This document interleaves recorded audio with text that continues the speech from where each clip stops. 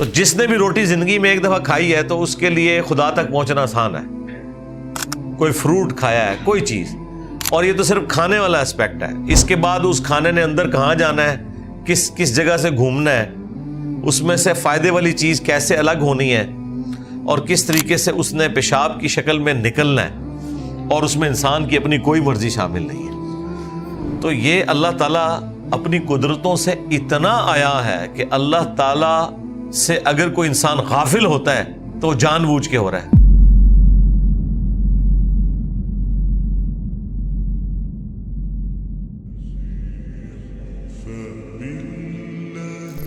اللہ الذی رفع السماوات بغیر عمد، اللہ ہی ہے جس نے آسمان کو بلند کیا ہے بغیر کسی ستونوں کے، ترونہا، کہ جن کو تم دیکھ سکو. دو معنی ہو سکتے ہیں کہ یہ آسمان ایسے ستونوں کے اوپر بلند ہے جنہیں تم دیکھ نہیں سکتے، اور یہ معنی بھی درست ہے کہ یہ آسمان بغیر ستونوں کے بنایا گیا ہے، بغیر ایسے ستونوں کے کہ جو تمہیں نظر آئیں، یا تم دیکھ تو رہے ہو کہ بغیر ستونوں کے ہم نے اس کو بنایا. اتنی اونچی چھت بغیر ستونوں کے، یہ اللہ تعالیٰ کی قدرت کا مظہر ہے. اس زمانے میں تو اتنی بات ہی کی جا سکتی تھی نا، لیکن آج جس طرح سائنس نے ہمیں بتایا ہے اور جو تفصیلات سامنے آئی ہیں، وہ تو انسان پاگل ہو جاتا ہے سوچ کے. اتنی وسیع یونیورس صرف پہلے آسمان کے نیچے، کہ اس کی وسعت کا اندازہ لگانا ہی ناممکنات میں سے. اور اندازہ لگا کہ آپ سائڈ پہ ہوں گے، تھوڑی دیر بعد وہ اس سے بھی زیادہ ایکسپینڈ کر چکی ہوگی. یونیورس ایکسپینڈ کر رہی ہے. ثم استوى علی العرش، اس کے بعد اللہ تعالیٰ نے عرش پر استوا فرمایا. اب یہ دیکھ لیں متشابہات آ گئی ہیں. اللہ عرش پر مستوی ہوا. اب یہ اللہ کے سوا کسی اور ہستی کے لیے ہوتا نا تو ہم کہتے کہ وہ تخت پر بیٹھ گیا، لیکن اب عربی زبان کی وکیبلری کا بھی ایشو ہے. انسان کی زبان جو ہے بہرحال اس کی حدود ہے. تو یہاں پہ ہم ترجمہ کیا کرتے ہیں، اللہ تعالیٰ اپنے عرش پر مستوی ہوا، اس لفظ کو استوائی رہنے دیتے ہیں جیسا کہ اس کی شان کے لائق ہے. اس کا وہ تخت حکومت ہے. اس کا اپنے تخت حکومت پر متمکن ہونا اس طرح نہیں ہے جیسے کوئی بادشاہ کسی تخت کے اوپر یا کوئی پرائم منسٹر یا پریزیڈنٹ کسی کرسی کے اوپر بیٹھتا ہے، کیونکہ یہ پھر مثال ہو جائے گی. اور قرآن میں واضح ہے لیس کمثلہ شیء، اللہ کی مثل کوئی شے ہو نہیں سکتی. وسخر الشمس والقمر، اور اسی نے پابند کیا ہے سورج کو بھی اور چاند کو بھی. کل یجری لاجل مسمی، یہ سب کی سب جو اللہ تعالیٰ کی مخلوقات ہیں ایک مقررہ میعاد تک کے لیے رواں دواں ہیں. اللہ تعالیٰ نے سب کو کام میں لگا دیا ہے. آپ فرام کریشن ٹو کریٹر میری ویڈیو دیکھیں، ہو کریٹڈ گاڈ، اسی طریقے سے اللہ کون ہے، تو اس میں نے پوری کائنات کا تعارف کروایا ہے. انسان پاگل ہو جاتا ہے کہ اللہ تعالیٰ نے ان ساری کی ساری چیزوں کو نہ صرف پیدا فرمایا بلکہ کام میں بھی لگا دیا ہے. ہر چیز کو حرکت میں لگایا ہوا ہے، اور اتنی مشکل وہ حرکات ہیں کہ انسان اس حرکت کو دیکھ کے پریشان ہو جاتا ہے کہ یہ اللہ تعالیٰ نے کس طریقے سے اس چیز کو مینیج کیا ہوا ہے. یعنی آپ دیکھیں کہ زمین جو ہے وہ سورج کے گرد بھی چکر کاٹ رہی ہے، اور اپنے محور کے گرد بھی ساتھ پیرلل میں گھوم رہی ہے، اور پھر اپنے محور کے گرد جو گھومتی ہے اس میں جو اس کا ایکسس ہے اس میں بھی یوں بھی کرتی ہے ساتھ، جیسے لٹو جب رکنے والا ہوتا ہے یہ موشن بھی اس کی ساتھ چل رہی ہے. اور چوتھی موشن یہ ہے اس کی کہ وہ جب سورج کے گرد جو گھوم رہی ہے نا تو پورا نظام شمسی بھی پوری رفتار کے ساتھ پچھلے اربوں سال سے ویگا سٹار کی طرف جا رہا ہے، اور وہ جو اس کی رفتار ہے وہ انبلیویبل ہے. 1 سیکنڈ میں 1000 کلومیٹر.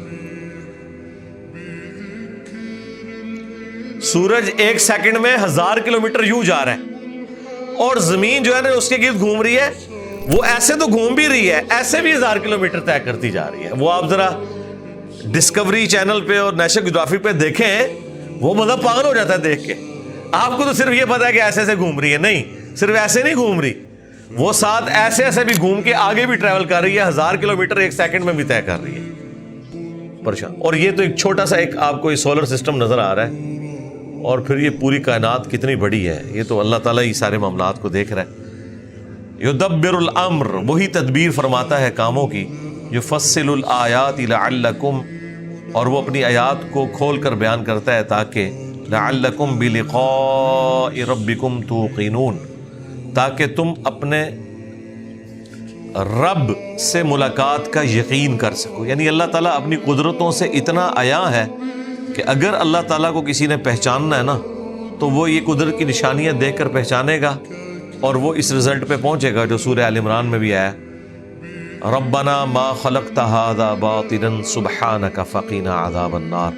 اے اللہ یہ ساری چیزیں تو نے باطل پیدا نہیں فرمائی، یقیناً پرپس فل ہیں، تو مجھے بھی کسی مقصد کے تحت ہی بنایا ہوگا، تو مجھے آگ کے عذاب سے ہمیں بچا لے، آمین۔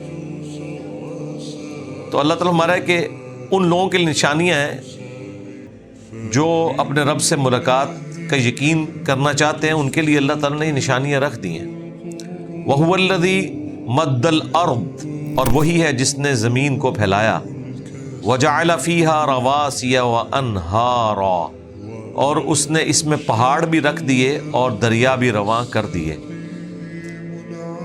اس کی خوبصورتی والا معاملہ تو ایک الگ سے، اس کی جو انسانی زندگی کے لیے اہمیت ہے، ان پہاڑوں کی، زمین کی سٹیبلٹی کے لیے، اور پانی جو زندگی کا نشان ہے اس پلانٹ ارتھ کے اوپر، اس کا کیا واٹر سائیکل اللہ تعالیٰ نے بنایا ہے۔ وہی سورج ہے جو سمندر کے پانی کو ایویپوریٹ کرتا ہے، وہی سورج ہے جس کی وجہ سے دنیا میں ہوائیں چلتی ہیں، اور اس پانی کو اٹھا کے وہ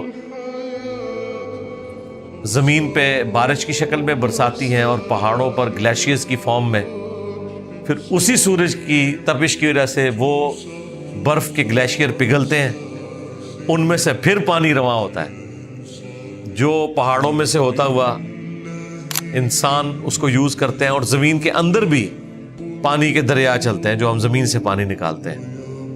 تو یہ سارے کا سارا واٹر سائیکل اللہ تبارک و تعالیٰ نے رواں کیا ہے۔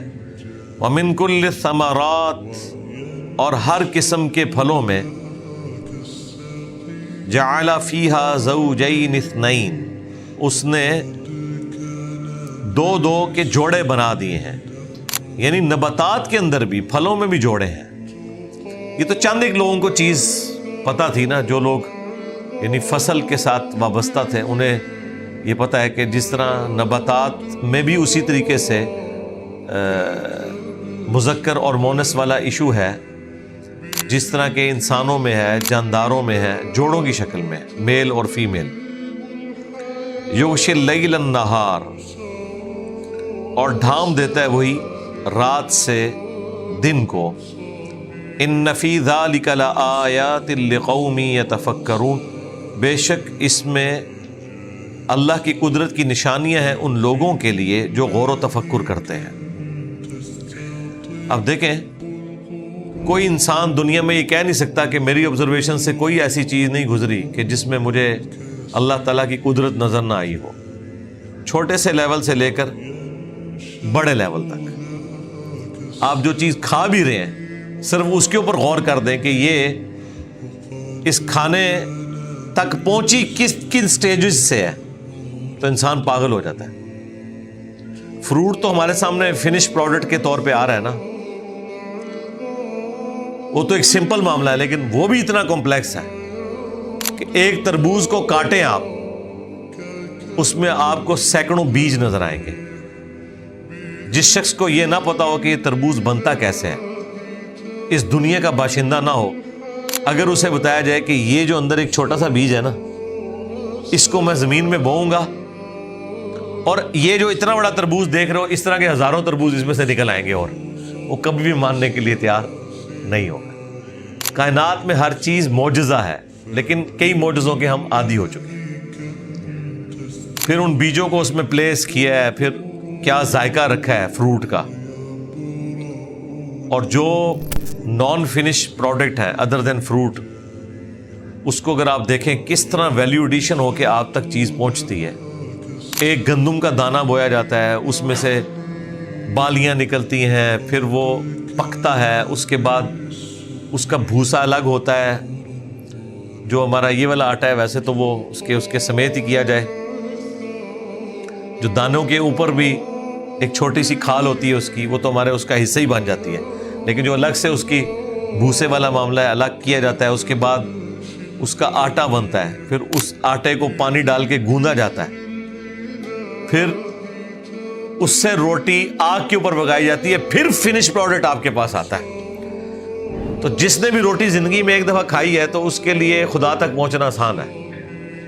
کوئی فروٹ کھایا ہے، کوئی چیز، اور یہ تو صرف کھانے والا اسپیکٹ ہے۔ اس کے بعد اس کھانے نے اندر کہاں جانا ہے، کس جگہ سے گھومنا ہے، اس میں سے فائدے والی چیز کیسے الگ ہونی ہے، اور کس طریقے سے اس نے پیشاب کی شکل میں نکلنا ہے، اور اس میں انسان کی اپنی کوئی مرضی شامل نہیں ہے۔ تو یہ اللہ تعالیٰ اپنی قدرتوں سے اتنا آیا ہے کہ اللہ تعالیٰ سے اگر کوئی انسان غافل ہوتا ہے تو جان بوجھ کے ہو رہا ہے، ورنہ اس کائنات میں اللہ تعالیٰ نے اپنی قدرت کی اتنی نشانیاں رکھ دی ہیں کہ کوئی شخص بھول کر بھی خدا سے غافل نہیں ہو سکتا اگر وہ خود سیدھے راستے کے اوپر رہنا چاہے۔ تو بے شک اللہ تعالیٰ فرماتا ہے اس میں نشانیاں ہیں ان لوگوں کے لیے جو غور و تفکر کرتے ہیں۔ وَفِي الْأَرْضِ قِطَعٌ مُتَجَاوِرَاتٌ، اور زمین میں بھی مختلف قسم کے زمین کے ٹکڑے ہیں۔ یہ آپ کو منظر پہاڑوں پہ بھی دیکھنے سے نظر آ جائے گا کہ پہاڑوں کے اوپر بھی لوگوں نے جہاں پہ فصلیں اگائی ہوتی ہیں تو پہاڑوں کے اوپر مختلف انہوں نے اس کی کٹنگز بنائی ہوتی ہیں۔ بعض اوقات نیچرل کٹنگز بھی ہوتی ہیں کہ میدان آیا، اس کے بعد پھر پہاڑ شروع ہو گیا، پھر میدان آیا، پھر پہاڑ شروع ہو گیا، اس طرح کے ٹکڑے بھی ہوتے ہیں۔ سمندروں میں بھی، جزیروں کی فارم میں بھی ٹکڑے ہوتے ہیں، دریاؤں کے اندر بھی ہوتے ہیں۔ اور اب تو یہ سائنس کی برکت سے جو آپ خلا سے ایریل ویو دیکھتے ہیں زمین کا، اس میں تو بڑے بڑے براعظم بھی آپ کو مختلف ٹکڑے نظر آ رہے ہیں، کہیں سے جڑے ہوئے ہیں، کہیں سے الگ ہیں۔ لاکھوں سال پہلے یہ سارے کے سارے جڑے ہوئے تھے، پھر وقت کے ساتھ ساتھ علیحدہ ہوتے گئے، وہ ٹیکٹونک پلیٹس والا معاملہ بھی یہ اللہ تعالیٰ نے نشانیاں رکھی ہیں۔ وَجَنَّاتٌ مِّنْ أَعْنَابٍ، اور باغات ہیں انگوروں کے، وَزَرْعٌ وَنَخِيلٌ، اور کھیتیاں ہیں، غلے کی جتنی بھی کھیتیاں ہیں اور کھجوریں، سِنْوَانٌ وَغَيْرُ سِنْوَان، کچھ ایک تنے سے پھوٹی ہوتی ہیں اور کچھ الگ الگ تنوں سے۔ یُسْقَىٰ بِمَاءٍ وَاحِدٍ، پانی سب کو ایک ہی لگایا جاتا ہے۔ کیا کانٹے کی بات ہے۔ فروٹ مختلف ہیں، انگور بھی اسی زمین سے اگ رہا ہے، انار بھی اسی سے اگ رہا ہے، کھجور بھی۔ آپ دیکھیں وہ پورا خشک تنا اینڈ پہ جا کے اوپر کھجوریں لگی ہوئی ہیں، اور وہ بھی کس طرح مینیجبل فارم میں لگی ہوئی ہیں۔ وہ اتنی خوبصورت انداز پہ لگی ہوئی ہیں کہ اگر وہ توڑ کے الگ کی جائیں تو ان کو اپنی جگہ پہ لگانے کے لیے کتنی ایفرٹ چاہیے، اور اتنی بلندی کے اوپر پانی ان کو اوپر پہنچ رہا ہے بغیر موٹر لگائے۔ وہ اللہ تعالیٰ نے نیچرل سسٹم رکھ دیا ہے۔ اور اللہ تعالیٰ کہہ رہا ہے کھیتیوں پہ بھی غور کرو اور فروٹ کے اوپر بھی۔ ان میں کتنا فرق ہے۔ کھیتی پوری کی پوری کاٹ لی جاتی ہے، زمین بالکل فارغ ہو جاتی ہے، آپ نئی چیز اگاتے ہیں۔ فروٹ کے کیس میں یہ نہیں ہوتا۔ فروٹ میں درخت اپنی جگہ رہتا ہے، فروٹ اتار لیتے ہیں آپ، پھر کچھ عرصے بعد دوبارہ فروٹ لگ جاتا ہے اس پہ۔ تو یہ اللہ تعالیٰ نے قدرت کی نشانیاں رکھی ہیں، اور بعض ایک تنے کے اوپر ہوتے ہیں، بعض الگ الگ تنوں کے اوپر ہوتے ہیں۔ اب کھجور کے کیس میں آپ دیکھیں ہر ایک چیز آپ کو کمبائنڈ فارم میں ایک جگہ نظر آئے گی، لیکن اگر آپ کنو کو، مالٹے کو، سنگتروں کو، ان کو دیکھیں تو پورا درخت ہے، ہر ایک تنے کے اوپر الگ سے شاخیں ہیں۔ آم کا درخت ہے، علیحدہ سے شاخیں ہیں، اور ہر ایک میں اپنا اپنا فروٹ لگا ہوا ہے۔ یہ اللہ تعالیٰ کی قدرت کی نشانی ہے جی۔ اور اللہ تعالیٰ فرما رہا ہے کہ یسقا بماء واحد، سب کو ایک ہی پانی سے سیراب کیا جاتا ہے۔ وَنُفَضِّلُ بعضها علی بعض فی الاکل، جبکہ ہم نے فضیلت دے دی ہے بعض کو اپنے ٹیسٹ میں بعض چیزوں کے اوپر، یعنی ایک ہی پانی سے چیزیں اگ رہی ہیں، ٹیسٹ میں فرق بھی ہے اور ٹیسٹ میں فضیلت بھی دے دی ہے۔ کوئی چیز جو ہے وہ ایکسٹرا آرڈنری ٹیسٹی ہے، ویسے تو ہر چیز ہی ٹیسٹی ہے، لیکن ایک سے ایک بڑھ کے۔ آپ آم کی اقسام ہی دیکھیں، اس کے ٹیسٹ کو آپ کمپیئر کرنا شروع کریں تو کتنا فرق ہے۔ پھر آم ورسز دوسرے فروٹ دیکھیں، ان کے ٹیسٹ میں فرق ہے۔ ایک ایک فروٹ کے اندر کتنی اقسام ہے، ان کے ٹیسٹ کے اندر بھی فرق ہے۔ اب یہ ساری کی ساری چیزوں کے بارے میں اللہ تعالیٰ فرما رہا ہے ان فی ذلک لآیات لقوم یعقلون، بے شک ان تمام قدرت کی نشانیوں میں وہ لوگ جو کہ عقل مند ہیں ان کے لیے نشانیاں پوشیدہ ہیں، اللہ تعالیٰ کی یہ ساری قدرت کی نشانیاں۔